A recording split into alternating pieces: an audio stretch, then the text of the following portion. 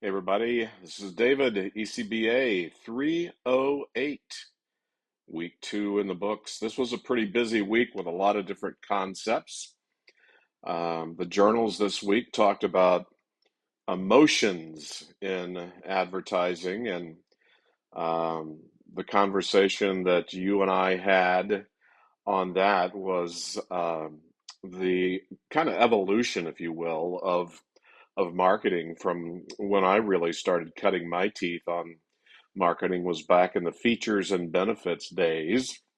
And so we had some conversation on that, and we had conversations on the move to more of an emotional type of marketing concept that we are seeing today.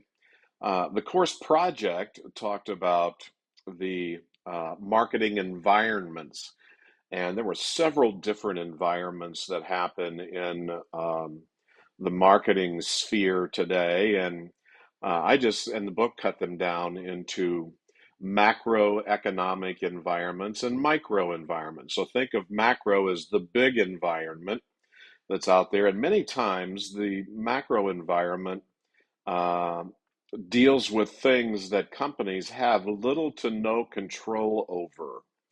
And so, as I'm filming this one, you have the United States and Iran, lobbing bombs at each other. And so, from that perspective, it has significantly impacted oil, natural gas, shipping, and other things. And so, think about that from a company perspective. Those are things that you can't plan for. Um, you have to be able to respond to them because it's happening and impacting you. But nevertheless, that is an example of a macro environment item that happens. Now, the micro environment, on the other hand, are things that you can control. It's sort of your internal company type of things, your internal aspects of marketing. And there's probably a whole lesson, or there's a whole course we could probably take on how to manage the internal marketing environment of a company. And so just think of it this way from the course project this week. From a Starbucks perspective, there are things that will impact them from the outside that they have little to no control over. And then there'll be things that will impact them on the inside that they do have control over. Okay? Um, and then the short answer this week is one that talks about your understanding of the consumer buying behavior. Um, and then you think about marketing today and the use of product influencers to try and impact consumer behavior.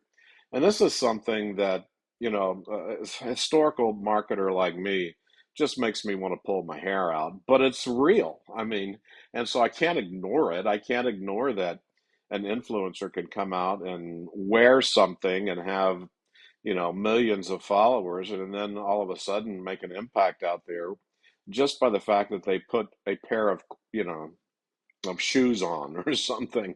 But that's very real. I mean, so marketers can't ignore that as much as they would like to.